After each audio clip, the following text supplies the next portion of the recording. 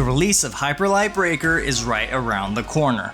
It's a roguelike, all about looting and extracting that comes with a big promise. A brand new open world for every playthrough. Now, developers are keeping many aspects of the game a secret, but after much searching, I was able to find a ton about this game. So let's go over everything we know so far about Hyperlight Breaker. We're going to cover 4 main aspects of the game, and starting with the most ambitious one, the open worlds.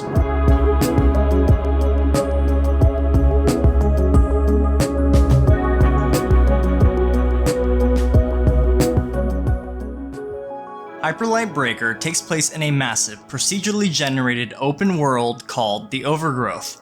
These worlds will consist of unique dungeons and open plains, and is where players will explore, clash, and loot their way to becoming a powerful force. Each time you finish a run, whether that is by victory or failure, you will get a fresh, procedurally generated world for each new attempt. This concept of a new open world for every single run is so ambitious and to my knowledge has never been done before in a roguelike. Now there is one region of Hyperlight Breaker that won't be affected by procedural generation, and that is the settlement. This central hub is where you'll be spending a lot of time crafting, upgrading, and unlocking new gear throughout your journey. The settlement will expand and even populate more with each completed milestone. In fact, it is one of your main goals as a player to establish and grow this settlement, and doing so will add more vendors and NPCs, which will allow you to progress further in future runs. Now, these runs are fairly different than what you would expect in a traditional roguelike. For starters, the developers highly encourage exploration. Many hidden dungeons and NPCs are scattered throughout the world and will offer powerful rewards. Time will also play a part in how your run unfolds, so thankfully we will have the use of hoverboards, gliders, and fast travel points to help with efficient exploration. The exact size of the map has yet to be confirmed, but those who have played the demo have speculated it to be about half the size of a Fortnite map.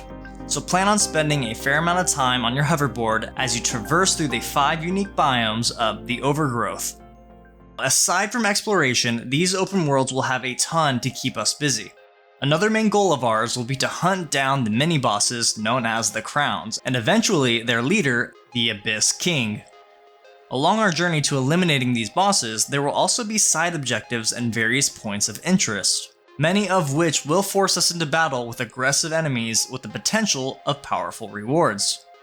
These clashes that we face throughout the lands will really be the foundation of each playthrough, as Hyperlight Breaker will feature a deep combat system.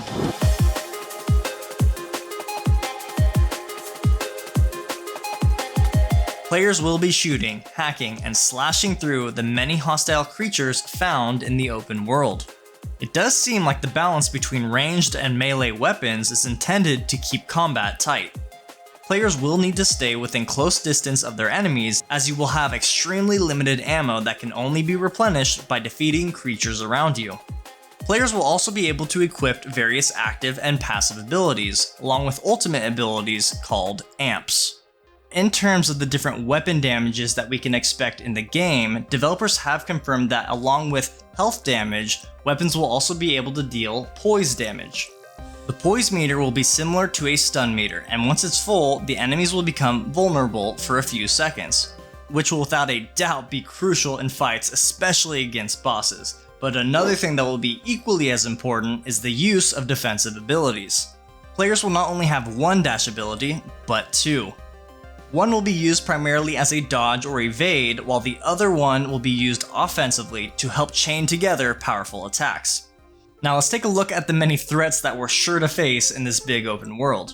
There will be a wide variety of enemies, from giant tree monsters to strange aggressive blobs. And similar to many other games, there will be enemies that are unique to their respective biomes. Hyperlight Breaker will also feature a dynamic day-night cycle that will alter various aspects of the game, including enemy behavior. So, long story short, when that sun goes down, get ready, because it's about to get a little dicey. Enemies will gain new moves and perks as the land grows darker and more aggressive with time.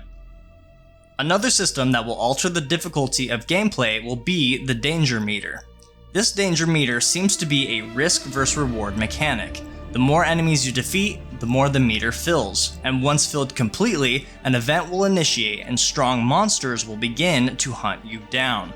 Now, the exact details of how these monsters hunt you down is a bit unclear, but what we do know is that the player will be rewarded once they complete this event.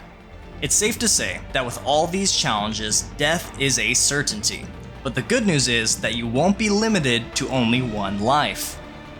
Unlike the standard roguelike, death doesn't necessarily mean failure in Hyper Light Breaker. Players are given multiple lives before they completely fail a run. And since the open worlds are so big and filled with areas to explore, the developers want players to have a more intimate experience with each world, before they ultimately fail and the world gets erased forever. Now, in terms of your character's strengths, that will all come down to the loadout that you choose and the gear that you loot.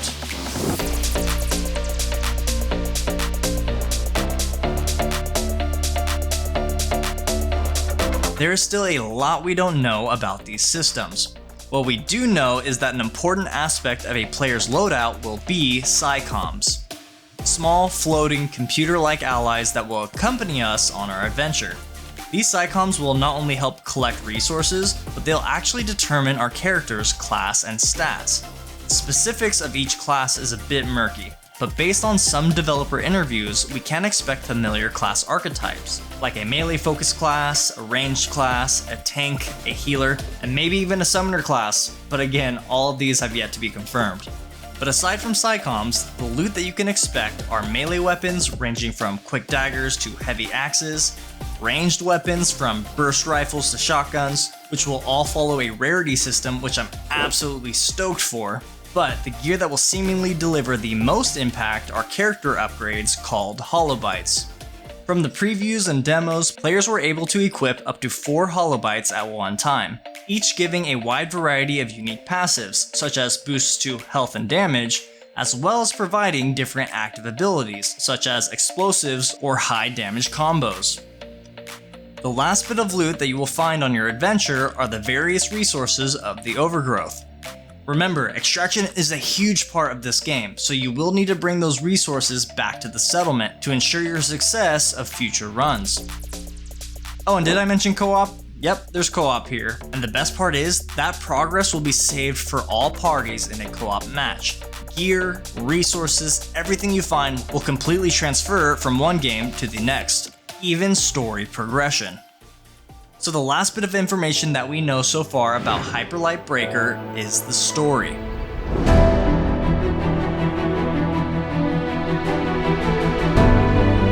This is the aspect of the game that we know the least about, but given the developer Heart Machine's track record, we should expect a strong narrative. One thing that we do know is that the story won't be told in written or verbal dialogue. It looks like we'll be learning a good portion of it by collecting fragmented memories that we gather throughout our journey. A large portion of this narrative will focus on the constant shifting and changing of the lands, as well as the purpose behind the breakers. The bottom line is, no matter what your main focus, whether it be combat, looting, or chasing the lore of the Overgrowth, it sure seems like Hyper Light Breaker is shaping up to be a really interesting experience. And in my opinion, the roguelike elements along with the extraction elements alone have me super excited about this game. But hey, that's just me. I like that kind of stuff. And I know you might be different, so let me know what you're most excited for in Hyper Light Breaker. Because let me tell you, I can talk about this game all day. And luckily, we won't have to wait much longer to play it, as the game is set to enter early access later this summer. But anyways, that's it for this one. I appreciate you for sticking around, and thanks for watching.